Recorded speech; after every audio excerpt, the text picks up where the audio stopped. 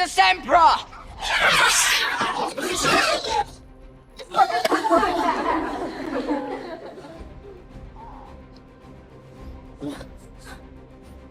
There's a grown man holding a film camera inside Hogwarts, an invisibility cloak that's secretly just green screen, and a hero whose eyes are the wrong color in the most emotional scene of the whole saga. These are the Harry Potter mistakes you never noticed, and the famous ones that were never mistakes at all. Quick ground rule first, because the internet is full of fake movie mistake lists, AI nonsense, doctored screenshots, and a pile of stuff that's actually on purpose. We only did the real ones, goofs you can freeze frame and point to in the actual films. And near the end, we'll flip it.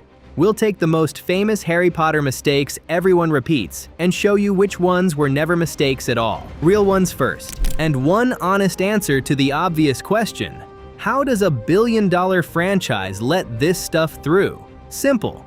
8 films, several different directors, and a cast of kids who literally grew up between takes. Scenes were shot over days and stitched together from dozens of angles. Add thousands of effects shots finished under deadline, and tiny slips become basically guaranteed. The real magic trick isn't that there are no mistakes. It's that your eye was pointed exactly where they wanted it, every single time. So let's point it somewhere else. First up, the ones where the real world literally strayed into the shot. Prisoner of Azkaban, the time travel climax. Future Harry and Hermione crouch in the bushes, hiding from their past selves, while the executioner sharpens his axe. It's the tensest moment in the movie. It's also the one where you can spot their microphones. This is the film where the director swapped the kids into muggle hoodies and jeans instead of thick robes. And those robes are exactly what normally hides a sound pack. So, as they crouch with their backs to camera, look at the small of their backs. 2 rectangular battery packs, bulging right through their thin shirts. Once you see the lumps, you genuinely cannot unsee them. Half-Blood Prince. Katie Bell has just been cursed by that necklace, and McGonagall is grilling the trio in a dark corridor, a tall gothic window behind her. Look at her chest, you can see the window straight through her. The mullions, the little panes, all faintly visible through her body, like she's turned into a ghost mid-sentence. It's a compositing slip.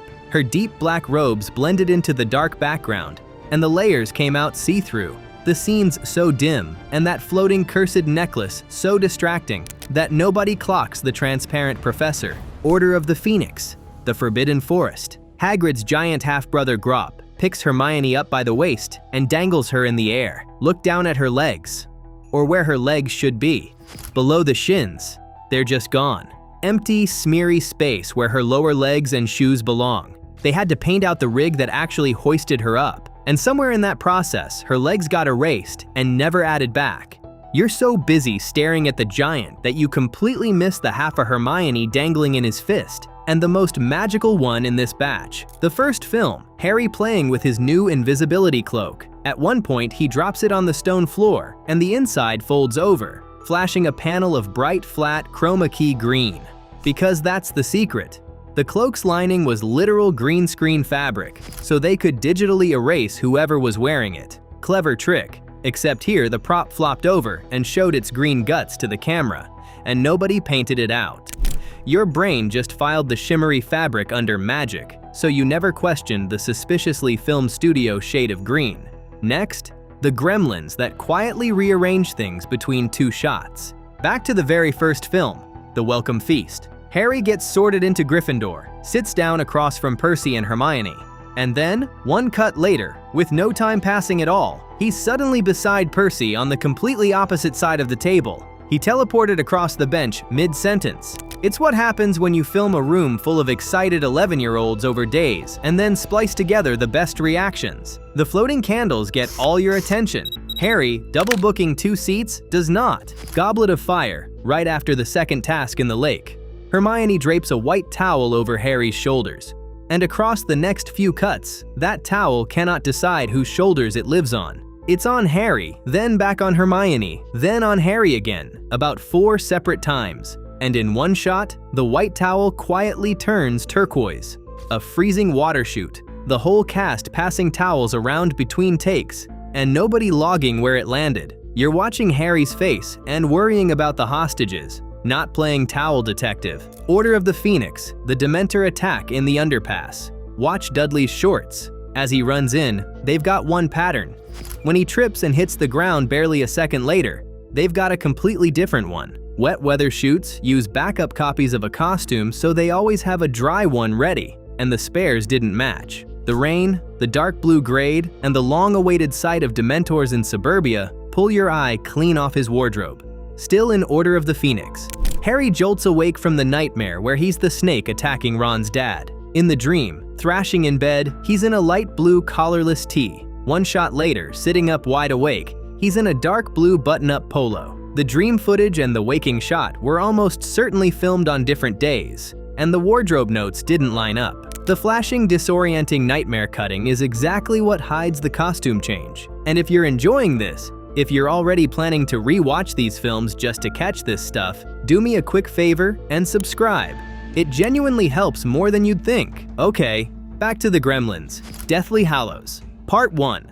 Out in the wilderness by the tent. Harry and Hermione are deep in Horcrux talk, and on a tree stump behind her sits a thick book. It's closed, then it's open, pages flapping in the wind, then it's closed again, and nobody ever touches it. The wind opened it during one person's coverage and not the others, and resetting a background prop lost out to chasing the daylight. The dialogue's too heavy for anyone to be watching the stump, and the franchise saves a gremlin for its very last scene, the 19 years later epilogue. Platform 9 3/4. Grown-up Hermione hugs her daughter Rose, and across a single cut, Rose's hand snaps from lying flat on Hermione's back to gripping her upper arm. The whole epilogue was actually reshot once and then assembled from the best emotional takes, and a kid's hand slipped through the cracks. You're looking at the aging makeup and tearing up at the music, not auditing a hug. Then there's the object that's just from the wrong decade entirely.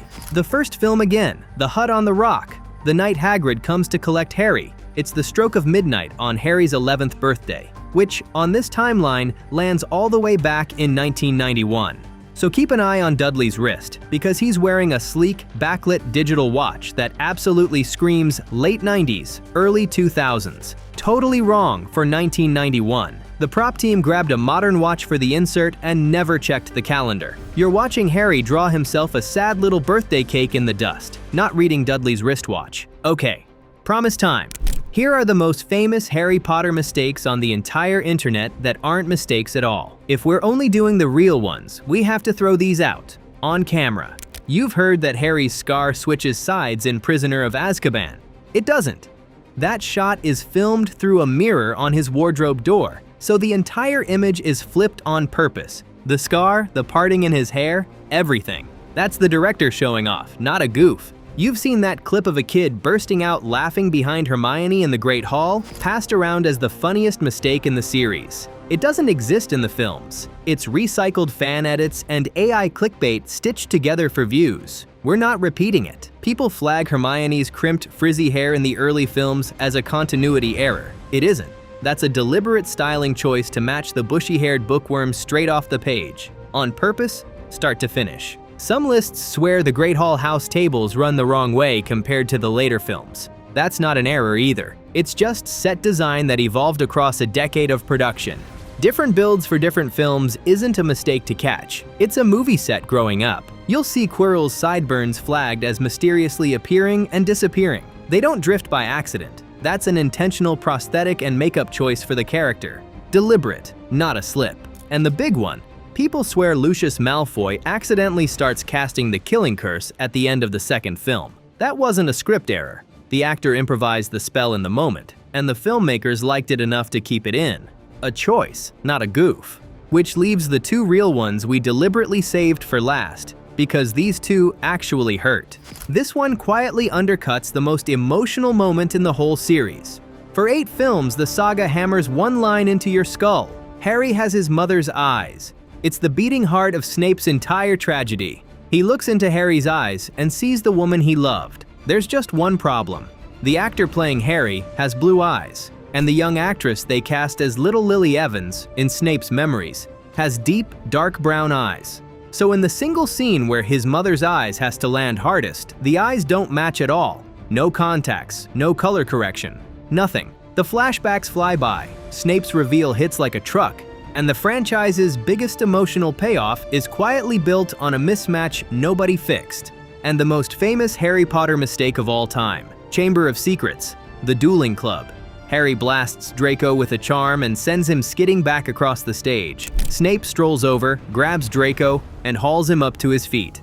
And there, kneeling on the far left of the screen, right in the middle of a crowd of Hogwarts students, is a real modern film crew member, a grown adult in present-day clothes, tucked in among the kids. A second camera operator drifted into the wide shot during the action, and the editors kept the take anyway, because the performance was simply too good to lose. Your eyes are locked on Snape dead center. The grown man crouching stage left just vanishes. But once you know he's there, he is the only thing you will ever look at again. So that's the list.